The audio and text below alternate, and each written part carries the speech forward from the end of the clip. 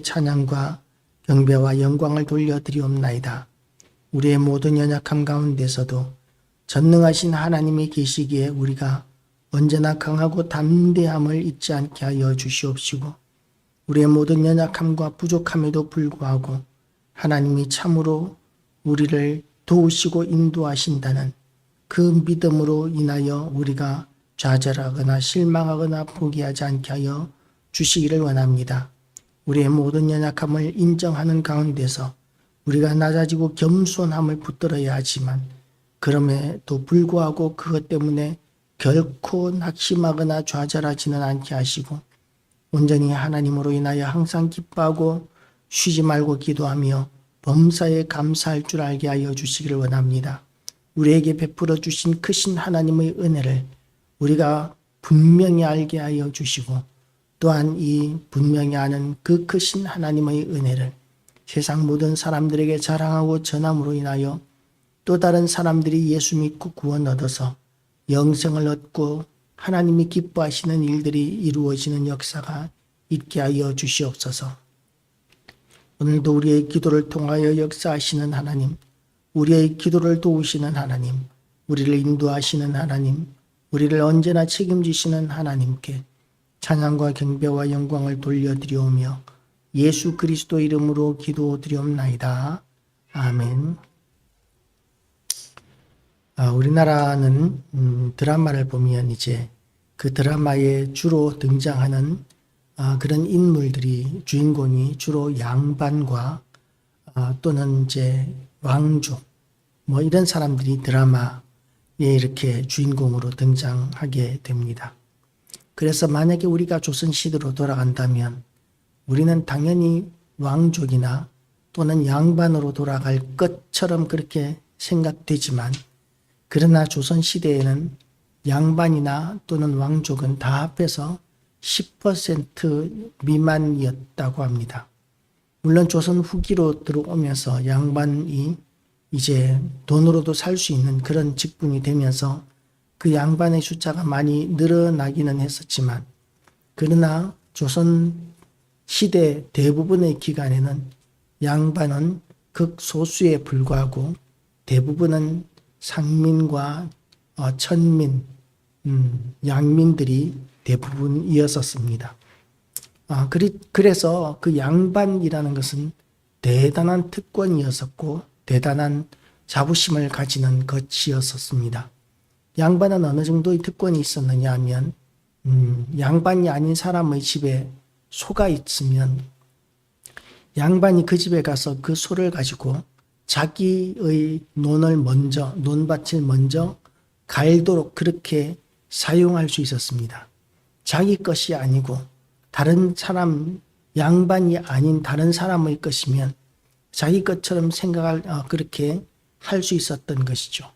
그리고 양반이 아닌 사람들에게 대해서 이렇게 부유한 사람이 있으면, 그러면 그런 사람들, 노비들을 시켜서 불러와서 멍석말이를 시키면서 네 죄를 네가 알렸다, 그렇게 멍석말이를 시키면, 그러면 아무런 죄가 없는 사람이라 할지라도 잘못했습니다, 제가 전 재산을 마님께 드리겠습니다, 뭐 이런 식으로 조선시대에는 양반들에 의한 양민들의 수탈이 있어도 그것이 합법적일 정도로 그렇게 양반의 위세는 대단한 것이었고 특권과 권리는 대단한 것이었습니다. 그래서 우리나라가 이렇게 조선시대 말에 나라가 그렇게 어렵고 힘든 망해가는 지경에 있을 때에도 큰 의병 활동들이 많이 일어나지 않았던 이유가 뭐냐면, 물론 의병 활동이 전혀 없었던 것은 아니지만 대부분의 경우에 일부 양반들에 의해서 일어났었고, 대부분의 양민들은 누가 지배를 하든 더 이상 잃을 것이 없다, 그런 마음으로 그렇게 나라가 망하든 흥하든 관심이 없는 것이 주류였었다고 그렇게 주장하는 역사학자들도 있습니다. 어쨌든 그 양반의 특권이나 권한은 대단한 것이었고, 그래서 족보를 외우는 것이 정말 중요한 일이었습니다. 그런데 일제시대를 지나가면서 이제 신분 제도가 철폐가 되었었습니다. 그러나 깊은 그 신분 제도가 해방 이후에도 완전히 사라지지는 않았었던 것이죠. 그런데 결정적으로 신분 제도가 없어지게 된 것이 언제냐 하면 6.25로 말미암아 전쟁이 터지니까 족보가 싹 다 사라지게 되었습니다. 다 불타 없어지고 사라지고 그렇게 되면서 누가 양반이고 누가 천민인지를 모르니까 여기저기 모든 사람들이 이제 족보들을 만들기 시작하는 것이죠. 그렇게 너도 나도 할 것 없이 족보들을 만들어서 족보를 전문적으로 만들어주는 그런 일들이 참 돈을 많이 버는 일이 되기도 했었고 흥하기도 했었습니다. 그러니까 모든 집안이 족보를 가지고 모든 집안이 그렇게 양반이 되는 그런 시대가 되었다가 이제는 그 족보가 별거 아닌 것으로 여겨질 정도로 이제는 옛날엔 뭐 우리 조상이 양반이었다 아니었다 이런 것들을 따지는 것 자체가 의미 없어져 버린 시대가 된 것이죠. 옛날에 제가 어릴 때도 그런 이야기를 들었습니다. 저 집은 누구 집의 머슴이었다. 뭐 그렇게 이제 이야기하는 그런 이야기를 들은 적이 있었습니다. 나이 많은 어르신인데 저 집은 누구 집의 머슴이었다. 그러면 저분한테 존댓말을 해야 되나 말아야 되나. 뭐 그렇게 생각을 하기도 했었습니다. 만약에 그 반말을 했었으면 그럼 아주 버르장머리 없는 아이죠. 사실은. 그런데 어릴 때는 그렇게 생각을 했었습니다. 양반이 아닌 머슴이었던 사람에게 내가 존댓말을 해야 되나 말아야 되나. 물론 이야기를 걸 기회는 없었지만 그럴 정도로 그렇게 신분 제도는 참 대단한 특권이었었습니다. 그런데 그런 특권의식을 가지고 있었던 사람들이 유대인들이었었습니다. 유대인들은 하나님의 특별한 선택함을 받은 그런 정말 귀한 민족이라고 생각했고 그 증거가 바로 할례라고 여겼었습니다. 할례를 받았기 때문에 우리는 의인이고 하나님의 백성이고 거룩한 백성이고 그래서 할례를 받지 않은 다른 민족들과 우리는 비교할 수 없다. 그렇게 여겼던 것이 유대인들의 마음이었었습니다. 그 완전한 차별의식이 얼마나 대단했는지 모릅니다. 그렇게 차별의식이 많다가 보니까 이제 사마리아인들에게 대해서도 가까이 하지 않는 거예요. 사마리아인들은 이스라엘 사람들의 유대인들의 철천지 원수로 여겨지고 짐승처럼 여겨졌었기 때문에 그래서 사마리아인들도 유대인들에게 대한 감정이 지극히 나빴던 것을 우리는 역사를 통해서 알 수 있습니다. 그럼에도 불구하고 유대인들이 하나님의 택하신 백성이라는 사실에 대한 자부심, 할례를 받았다는 그 사실에 대한 자부심은 대단한 것들이었었습니다. 그런데 그 할례에 대해서 오늘 사도는 그 할례가 사실은 그 큰 의미가 없는 것이라는 그 논리를 설파하고 있는 것이죠. 이스라엘 백성으로서 하나님의 백성이라는 증거로서 이스라엘 사람들은 할례를 받았지만 그러나 그 할례보다도 더 중요한 것이 뭐냐면 하나님으로부터 인정받는 것이다라는 것이죠. 내가 할례를 받았기 때문에 하나님으로부터 인정받는 것이 아니라 하나님으로부터 택함받은 백성이라는 증표로 할례를 행하는 그런 순서가 그렇게 되어 있다는 것을 바울은 선포하고 있는 것이죠. 믿음의 조상은 아브라함이라고 합니다. 그런데 아브라함은 언제 믿음의 조상이 되었느냐 하면 할례를 행하기 이전에 이미 믿음의 조상이 되었었습니다. 그래서 할례가 의롭게 하는 것이 아니라 하나님께서 의롭게 하셨기 때문에 믿음의 조상인 증거로 그 또한 그 자손들에게 하나님의 백성이라는 그 증표로 할례를 받게 하신 것이죠. 그렇게 할례자의 조상이 되었고 믿음의 조상이 되었는데 할례가 중요합니까? 믿음이 중요합니까? 하나님께서는 믿음이 중요하다고 여기십니다. 그리고 믿음으로 말미암아 의롭게 여기시는 것이 하나님의 원칙이셨습니다. 하나님은 거룩하신 분이시고 전능하신 창조주이시기 때문에 하나님을 믿는 것은 너무나 당연한 행위입니다.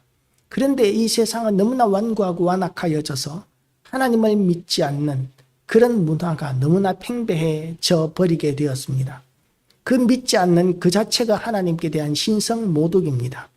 그런데 그 많은 신성 모독들 가운데서 예수 믿는 사람들이 생겨나고 하나님을 믿는 사람들이 생겨납니다. 하나님께서 얼마나 기쁘시겠습니까? 그래서 하나님께서는 그 믿음을 의로 여기셨다라고 이렇게 말씀하셨고, 그리고 또한 예수 그리스도께서 이 땅에 오셔서 우리를 위하여 십자가를 지고 죽으심으로 말미암아 모든 사람이 구원을 얻는 것이 하나님의 뜻이기는 하지만, 그러나 모든 사람이 구원을 얻게 하시는 것이 아니라 예수 그리스도를 믿는 사람만 구원을 얻게 하셨습니다. 왜냐하면 하나님께서 그 독생자 예수 그리스도를 십자가에 못 박아 죽이시면서까지 우리에게 은혜를 베풀어 주셨는데도 불구하고 그것을 알지도 아니하고 믿지도 아니하는 것은 하나님께 대한 신성모독의 죄까지 범하는 것이기 때문에 그런 자들까지 하나님께서 구원하실 수는 없기 때문에 그렇습니다. 그래서 그것은 또한 예수 그리스도를 믿지 않는 그것은 또한 성령을 회방하는 죄가 되기도 합니다. 성령께서는 우리 마음 가운데 임하셔서 우리에게 찔림을 주시고 하나님을 받아들이고 예수 그리스도를 받아들일 수 있는 그런 은혜를 허락하시는데, 그런데 우리가 그 마음을 완고하고 완악하게 하면 성령께서 일하시는, 우리가 예수 믿고자 하는 그런 마음들을 억눌러버리고 꺾어버리는 역사가 나타나게 됩니다. 그러면 하나님께서는 그것을 성령을 회방하는 죄로 그렇게 여기시고, 그래서 하나님께서는 그런 사람들까지는 구원하실 수가 없으신 것입니다. 우리는 믿음으로 말미암아 구원을 얻었습니다. 너무나 당연한 것입니다. 하나님이 하나님이신 것을 믿고 예수께서 우리를 위하여 십자가에 못 박혀 죽으신 그것이 얼마나 큰 은혜인지를 믿는다는 것은 너무나 당연한 일인데, 그 너무나 당연한 일 하는 것, 그걸 가지고 하나님께서는 의로 여기시고 또한 우리를 구원하셨는데, 그런데 그것조차도 하나님께서 에베소서 2장 8절 9절 말씀을 보면 성령으로 말미암아 믿게 하셨다고 이렇게 이야기합니다. 너희가 그 은혜를 인하여 믿음으로 말미암아 구원을 얻었나니 이것이 너에게서 난 것이 아니요 하나님의 선물이라.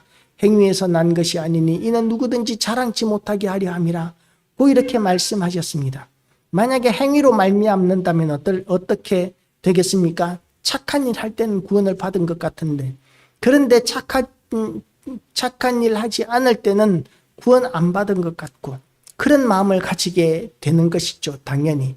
그래서 가톨릭을 믿는 사람들에게는 당신이 구원을 받았습니까? 라고 이야기하면, 그러면 그들의 말은 하나같이 죽어봐야 알지요 라고 이렇게 이야기합니다. 평생 동안 구원을 받았는지 안 받았는지 확신할 수 없는 불안한 신앙생활을 하는 것이 가톨릭 신자들의 한계인 것이죠. 그런데 성경은 명확하게 우리에게 뭐라고 이야기하고 있느냐 하면 믿음으로 말미암아 구원을 얻는다고 이렇게 이야기하고 있습니다. 그래서 우리가 구원 얻은 증거가 어디 있느냐 하면 예수 그리스도를 믿는 믿음 그 자체가 구원받은 증거가 되는 것이죠. 예수 그리스도를 믿는 그 믿음이 얼마나 엄청난 기적입니까? 절대로 믿을 수 없는 이 완고하고 완악한 세상 가운데서 성령을 하나님께서 보내심으로 말미암아 우리의 마음이 찔림을 받고 변환을 받고 예수 그리스도를 구주로 영접하는 이런 역사가 나타나는 그 자체가 기적입니다. 그리고 그렇게 예수 믿은 사람들을 하나님께서는 눈동자와 같이 지키시고, 그래서 하나님이 세상을 이처럼 사랑하사 독생자를 주셨으니 이는 누구든지 저를 믿는 자마다 멸망치 않고 영생을 얻게 하려 하심이라. 고 이렇게 성경이 기록하고 있는 것과 마찬가지로 하나님께서 지극히 사랑하시는 자로 우리는 부름을 받았고 택함을 받았고 그렇게 돌보심을 받고 있는 것이죠. 우리가 느끼든 느끼지 않든 마찬가지입니다.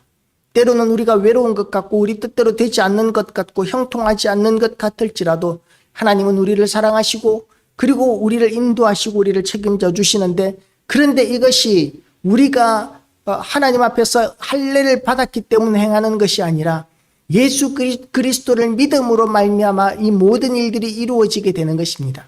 성경은 예수 그리스도로 완성이 됩니다. 전에도 언젠가 말씀드렸지만 유월절을 지켜야 구원을 얻는다고 이렇게 성경은 이야기하고 있다면서 어떤 이단을 만났습니다. 그런데 그 이단들이 모르는 것이 있는데 그게 뭐냐면 유월절의 영원한 완성은 예수 그리스도시라는 것이죠. 유월절이 무엇입니까? 이스라엘 백성들이 출애굽을 하기 전날 이제 인방과 설주에 양의 피를 바릅니다. 우설초에 피를 묻혀가지고 인방과 설주에 피를 바르면 하나님께서 보내신 죽음의 천사가 그 양의 피가 있는 집은 뛰어넘어가시는 거예요. 그래서 양의 피가 있는 그 집에 있는 사람들은 모두가 무사했지만 양의 피가 없는 집에서는 그들이 유대인이건 애굽인이든 간에 상관없이 장자들이 다 죽었는데, 장자가 죽는다는 것은 그 집안 식구들이 전부 다 죽는 것과 같은 그런 가장 심각한 죽음입니다. 그래서 하나님께서 그 애굽인들의 장자들을 다 죽이셨지만, 장자들만 죽이셨지만 애굽인들은 자기들이 다 죽었다고 이렇게 인정하고 받아들이는 것인 것이죠.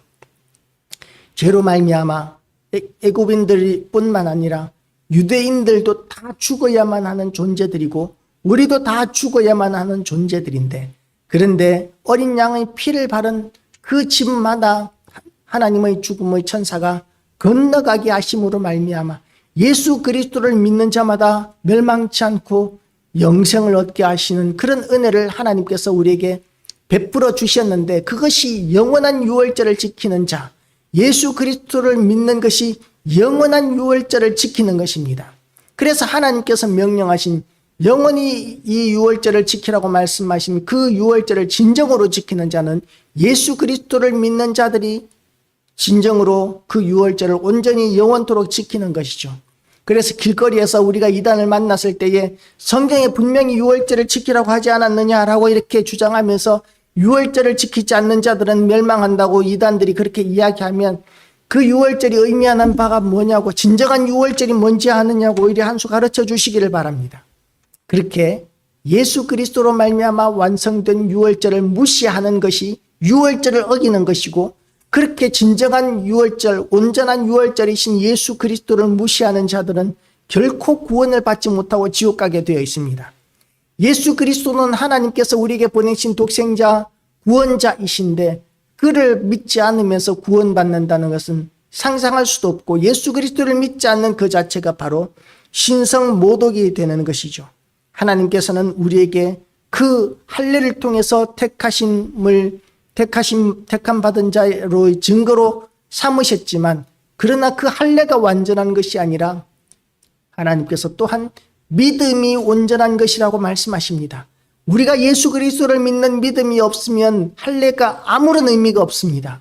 그래서 이제는 그 할례의 완성, 예수 그리스도를 믿는 그 믿음을 하나님께서는 우리에게 명령하셨고, 그래서 예수 그리스도로 말미암아 우리는 구속 죄 사함을 얻게 되었고 영생을 얻게 되었고, 그래서 우리는 지극히 영광스러운 이름, 하나님의 아들이라는, 그리고 하늘에 속한 자라는 그런 지극히 영광스러운 이름까지 얻게 되었습니다. 우리는 분명히 알아야 합니다. 우리가 어떤 뭔가를 했기 때문에 구원 얻은 것이 아니라는 것을 분명히 인식해야 합니다. 그래서 우리는 내세우거나 자랑할 것이 하나도 없습니다. 그리고 또한 우리는 분명히 인식해야 합니다. 하나님께서 우리에게 베풀어 주신 은혜가 얼마나 큰지, 이것 말고는 우리가 살 길이 없다는 것도 분명히 인식해야 합니다. 그리고 또한 분명히 붙들어야 하는 것이, 이렇게 우리에게 큰 은혜를 베풀어 주신 하나님의 은혜를 아직까지도 예수님을 알지 못하고 하나님을 알지 못하는 모든 사람들에게 전하는 것이 하나님의 뜻이고 우리에게 주신 사명이라는 것도 우리가 분명히 알아야 합니다. 오늘도 하나님의 은혜 가운데서 강하고 담대함을 덧입어서 하나님께서 우리에게 주신 사명 감당하는 것과 하나님의 말씀대로 살아가는 것이 오히려 짐이 되는 것이 아니라 기쁨이 되는 모든 교회와 성도들 되시기를 주님의 이름으로 축복합니다. 기도하시겠습니다. 하나님 아버지, 오늘도 우리에게 은혜 베풀어 주심을 감사드립니다. 오늘도 우리가 하나님의 그 크신 은혜로 인하여 강하고 담대하게 하여 주시고 날마다 그 은혜 가운데 승리하게 하여 주시고 하나님의 영광을 드러내게 하여 주시옵소서. 하나님 아버지, 그리고 예수 믿는 자들에게 베풀어 주시는 그 크신 은혜, 항상 함께 하시는 은혜, 기도에 응답해 주시는 은혜, 도우시는 은혜를 우리가 또한 오늘도 누려서 우리의 모든 답답한 상황들을 하나님 앞에 기도하는 기도 제목으로 삼고 하나님 앞에 더 가까이 나아가는 계기가 되게 하여 주시옵소서. 오늘도 하나님을 알지 못하는 모든 이들에게 하나님을 알고자 하는 그 믿음이 전파되어지고 받아들여지고, 그리고 또한 여러 가지 이 모양 저 모양으로 교회를 떠나야만 했던 상한 모든 심령들이 하나님 앞에 회개하고 돌아오는 역사가 다시 한 번 더 있게 하여 주시옵소서. 오늘도 모든 영광 하나님께 돌려드리오며 예수 그리스도 이름으로 기도드리옵나이다. 아멘.